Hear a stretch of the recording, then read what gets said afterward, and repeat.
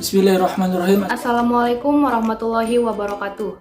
Saya, Sakila Anggraini, NIM 200-502-100 sebagai pemateri pertama dari kelompok 1. Perkenalkan, nama saya Rini Ambarwati dengan nomor induk mahasiswa 200502094 sebagai pemateri kedua. Kenalkan, nama saya Untung Harimuladi dengan nomor induk mahasiswa 2005-02081 sebagai pemateri ketiga. Perkenalkan, nama saya Nur Anita dengan nomor induk mahasiswa 2005-02075. Saya sebagai pemateri keempat. Perkenalkan, nama saya Firdawati dengan nomor induk mahasiswa 2005-02088 sebagai pemateri kelima. Perkenalkan, nama saya Rabiatul Adawiyah dengan nomor induk mahasiswa 2005-02106 sebagai pemateri terakhir. Kami dari kelompok 1 akan membahas tentang sewa guna usaha. Sebelum ke materi, lebih barokahnya marilah kita sama-sama mengucapkan basmalah. Bismillahirrahmanirrahim.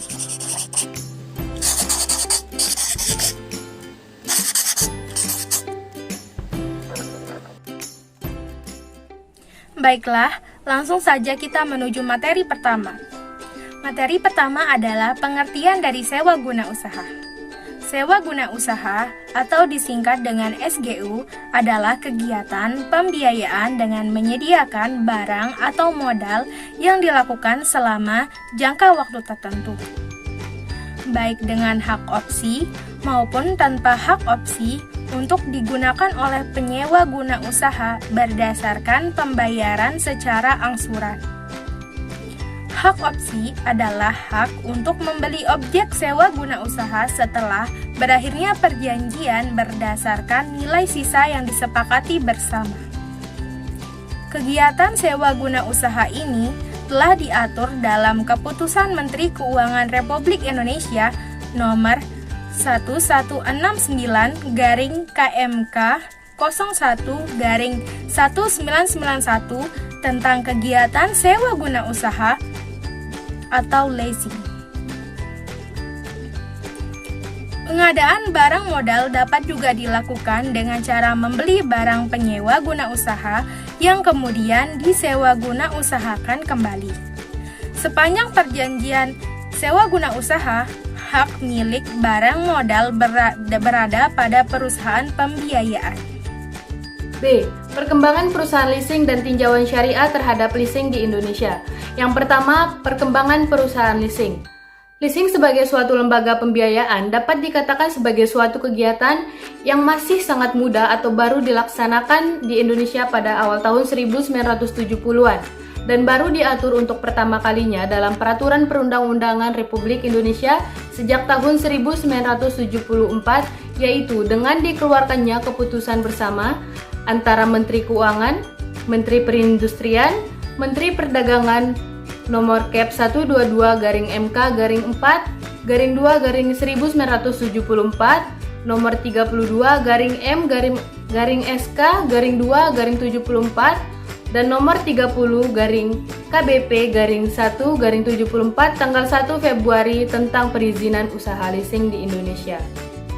Wewenang untuk memberikan usaha leasing dikeluarkan oleh Menteri Keuangan berdasarkan Surat Keputusan Nomor 649-4-5-1974 tanggal 6 Mei 1974 yang mengatur mengenai ketentuan tentang tata cara perizinan dan kegiatan usaha leasing di Indonesia. Selanjutnya, dengan keluarnya kebijaksanaan deregulasi 20 Desember 1988, Pakdes yang mengatur tentang usaha leasing merevisi ketentuan sebelumnya.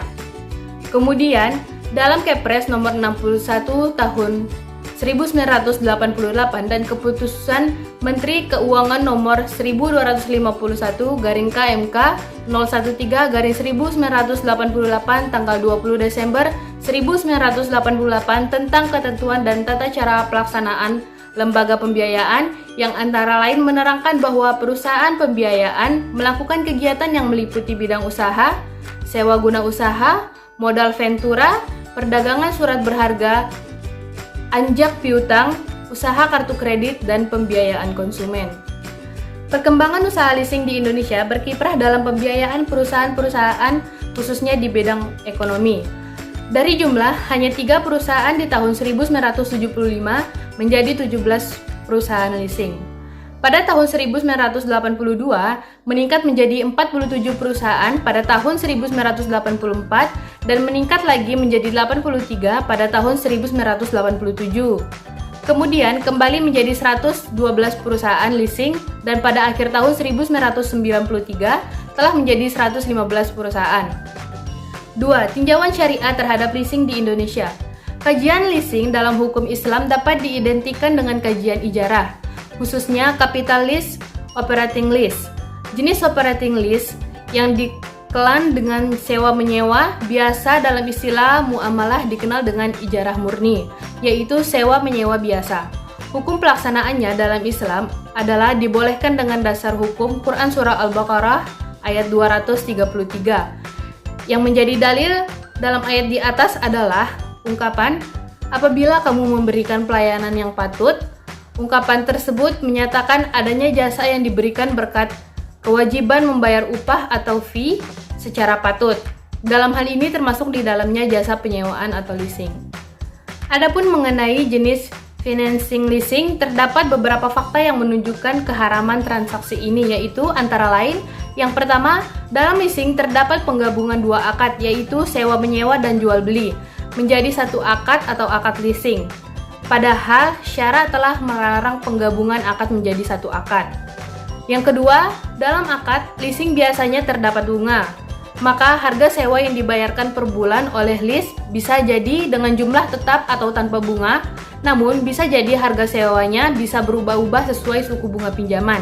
Maka leasing dengan bunga seperti ini hukumnya haram. Dan yang terakhir, dalam akad leasing terjadi akad jaminan yang tidak sah, yaitu menjamin barang yang sedang menjadi objek jual beli. Imam Ibnu Hazm berkata tidak boleh menjual suatu barang dengan syarat menjadikan barang itu sebagai jaminan atas harganya. Kalau jual beli sudah terlanjur terjadi, harus dibatalkan.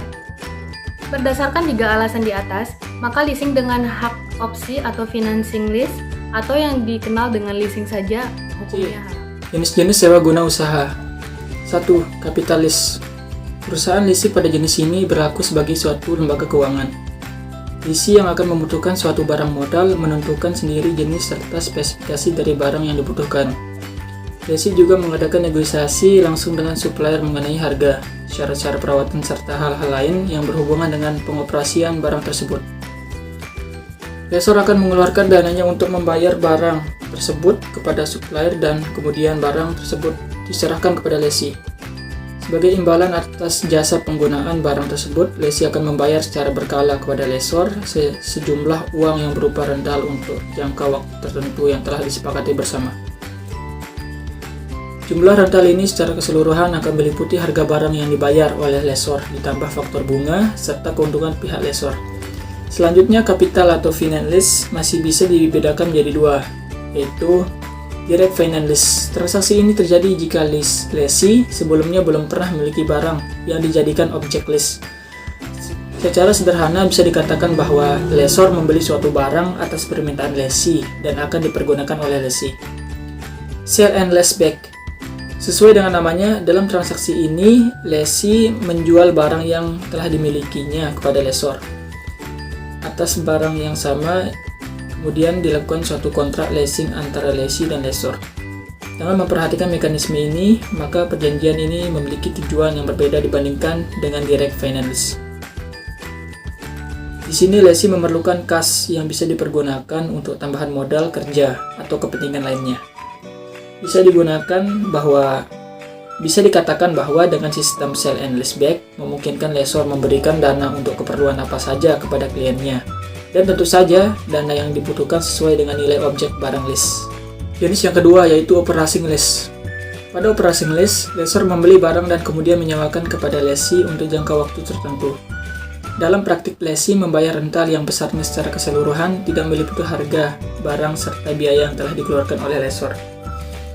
Di dalam menentukan besarnya pembayaran lease, lessor tidak memperhitungkan biaya-biaya tersebut karena setelah masa lease berakhir, diharapkan harga barang tersebut masih cukup tinggi. Di sini jelas tidak ditentukan adanya nilai sisa serta hak opsi bagi lessee. Ketiga, sales type lease atau list penjualan. List penjualan biasanya dilakukan oleh perusahaan industri yang menjual list barang hasil produksinya. Dalam kontrak penjualan list diakui dua macam pendapatan, yaitu pendapatan penjualan barang dan pendapatan bunga atas jasa pembelanjaan selama jangka waktu list. Yang keempat, leverage list. Pada leasing ini dilibatkan pihak ketiga yang disebut creditor provider. Lessor tidak membiayai objek leasing hingga 100% dari harga barang, melainkan hanya antara 20% dan 40%. Kemudian sisa dari harga barang tersebut akan dibiayai oleh credit provider. Yang terakhir yaitu cross border lease. Transaksi pada jenis ini merupakan suatu transaksi leasing yang dilakukan dengan melewati batas suatu negara. Dengan demikian, antara lessor dan lessee terletak pada dua negara yang berbeda. Barang-barang atau peralatan yang ditransaksikan oleh cross-border lease meliputi nilai jutaan dolar Amerika Serikat seperti pesawat terbang bermesin jet dari pabrikan Boeing dan Airbus. Materi selanjutnya, kegiatan dari sewa guna usaha. Kegiatan leasing dapat dilakukan dengan dua cara, yaitu financial leasing dan operating leasing. 1. Melakukan sewa guna usaha dengan hak opsi bagi lessee atau financial leasing. Pada teknik pembiayaan ini, lessee memiliki hak untuk mengembalikan, memperpanjang, atau membeli barang modal yang diberikan oleh lessor. Dalam sewa guna ini, lessee yang membutuhkan suatu barang modal menentukan sendiri jenis dan spesifikasi barang yang dibutuhkan dan mengadakan negosiasi langsung dengan supplier mengenai harga, syarat-syarat pemeliharaan, serta hal-hal lain yang berhubungan dengan pengoperasian barang tersebut. Lessor hanya akan membayarkan barang modal tersebut kepada supplier dan memberikan kepada lessee. Setelah akan membayarkan uang sewa kepada lessor berkala sesuai dengan perjanjian yang telah disetujui bersama. 2. Melakukan sewa guna usaha dengan baik tanpa opsi bagi lessee atau operating leasing. Dalam teknik operating leasing, lessee tidak memiliki opsi untuk memiliki barang modal yang diberikan lessor. Pihak pemilik objek leasing atau lessor membeli barang modal dan disewa guna usahakan kepada lessee. Pembayaran periodik yang dilakukan oleh lessee tidak mencakup biaya yang dikeluarkan oleh lessor untuk mendapatkan barang modal tersebut dan bunganya. Penggunaan barang modal pada teknik ini biasanya dalam jangka waktu yang pendek, dan juga lessee dapat membatalkan perjanjian leasing kapanpun, serta mengembalikan barang modal tersebut kepada lessor. Mekanisme pembiayaan sewa guna usaha. Menurut Triandaru dan Budi Santoso 2006, pada perjanjian leasing terdapat prosedur dan mekanisme yang harus dijalankan, yang secara garis besar dapat diuraikan sebagai berikut. Yang pertama, lessee menghubungi pemasok untuk pemilihan dan penentuan jenis barang, spesifikasi, harga, jangka waktu penagihan, dan jaminan purna jual atas barang yang akan disewa. Yang kedua, lessee melakukan negosiasi dengan lessor mengenai kebutuhan pembiayaan barang modal. Dalam hal ini, lessee dapat meminta less quotation yang tidak mengikat dari lessor. Yang ketiga, lessor mengirimkan letter of offer atau commitment letter kepada lessee yang berisi syarat-syarat pokok persetujuan lessor untuk membiayai barang modal yang dibutuhkan lessee menandatangani dan mengembalikannya kepada lessor. Yang keempat, penandatanganan kontrak leasing setelah semua persyaratan dipenuhi lessee, di mana kontrak tersebut mencakup hal-hal seperti pihak-pihak yang terlibat, hak milik, jangka waktu, jasa leasing, opsi bagi lessee, penutupan asuransi, tanggung jawab atas objek leasing, perpajakan, jadwal pembayaran angsuran, sewa, dan sebagainya. Yang kelima, pengiriman order beli kepada pemasok disertai instruksi pengiriman barang kepada lessee sesuai dengan tipe dan spesifikasi barang yang disetujui. Yang keenam, pengiriman barang dan pengecekan barang oleh lessee sesuai pesanan serta menandatangani surat tanda terima perintah bayar yang selanjutnya diserahkan kepada pemasok. Yang ketujuh, penyerahan dokumen oleh pemasok kepada lessor termasuk faktur dan bukti-bukti kepemilikan barang lainnya. Yang kedelapan, pembayaran oleh lessor kepada pemasok. Yang kesembilan, pembayaran sewa secara berkala oleh lessee kepada lessor selama masa leasing yang seluruhnya mencakup pengembalian yang dibiayai serta bunganya. F.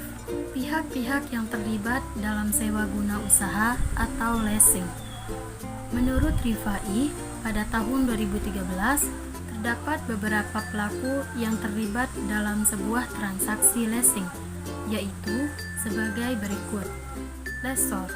Lessor adalah perusahaan pembiayaan atau perusahaan leasing, atau dalam hal ini adalah pihak yang memiliki hak kepemilikan atas barang sehingga disebut pula sebagai pihak yang menyewakan barang, atau dapat terdiri dari beberapa perusahaan, atau yang dikenal pula sebagai investor. Lessor dalam finansial lessee bertujuan untuk mendapatkan kembali biaya yang telah dikeluarkan untuk membiayai penyediaan barang modal dengan mendapatkan keuntungan. 1. Lessee. Lessee adalah perusahaan atau perorangan yang menggunakan barang modal dengan pembiayaan dari lessor atau sebagai pihak yang mengajukan permohonan pembiayaan secara leasing kepada lessor untuk memperoleh barang modal atau membeli atau menyewa yang diinginkan, sehingga dikatakan pula bahwa lessee adalah pihak yang menikmati barang tersebut dengan membayar sewa dan mempunyai hak opsi. 2. Supplier. Supplier adalah produsen atau pedagang yang menyediakan barang yang akan di-leasing sesuai perjanjian antara lessor dengan lessee. Dan dalam hal ini, supplier juga dapat bertindak sebagai lessor. Supplier juga dapat dikatakan sebagai penjual dan pemilik barang yang disewakan. Dalam mekanisme finansial lessee, supplier langsung menyerahkan barang kepada lessee tanpa melalui pihak lessor sebagai pihak yang memberikan pembiayaan. 3. Bank. Bank adalah kreditor atau disebut juga debt holders atau loan participants dalam transaksi leasing. Dalam suatu perjanjian atau kontrak leasing, pihak bank atau kreditor tidak terlibat secara langsung dalam kontrak tersebut. Namun, pihak bank memegang peranan dalam hal penyediaan dana kepada lessor. 4. Asuransi. Asuransi adalah perusahaan yang akan menanggung risiko terhadap perjanjian antara lessor dengan lessee.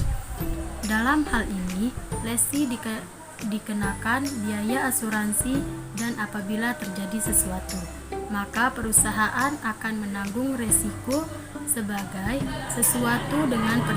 sesuai dengan perjanjian terhadap barang yang dileasingkan. Berdasarkan materi 1 dan 6 yang sudah dijelaskan, maka dapat disimpulkan bahwa semakin berkembangnya dunia bisnis, maka semakin banyak perusahaan yang akan terjun ke dunia bisnis. Dengan semakin banyaknya perusahaan yang akan terjun ke dunia bisnis, maka semakin banyak kebutuhan dana dan modal yang harus dipenuhi oleh berbagai perusahaan. Hal tersebut mendorong industri bisnis yang bergerak dalam bidang pembiayaan yang disebut dengan lembaga pembiayaan. Leasing termasuk ke dalam salah satu bentuk lembaga pembiayaan, karena dapat dikatakan bahwa lembaga pembiayaan adalah suatu badan usaha yang di dalam melakukan kegiatan pembiayaan dalam bentuk penyediaan dana atau barang modal dengan tidak menarik dana secara langsung dari masyarakat. Sedangkan leasing adalah setiap kegiatan pembiayaan perusahaan dalam bentuk penyediaan barang-barang modal untuk digunakan oleh suatu perusahaan untuk jangka waktu tertentu. berdasarkan pembayaran secara berkala disertai dengan hak milik bagi perusahaan tersebut untuk membeli barang-barang modal yang bersangkutan atau memperpanjang jangka waktu leasing berdasarkan nilai sisa yang telah disepakati bersama. Oleh karena itu, leasing termasuk salah satu jenis lembaga pembiayaan karena leasing membiayai perusahaan dalam bentuk penyediaan barang modal.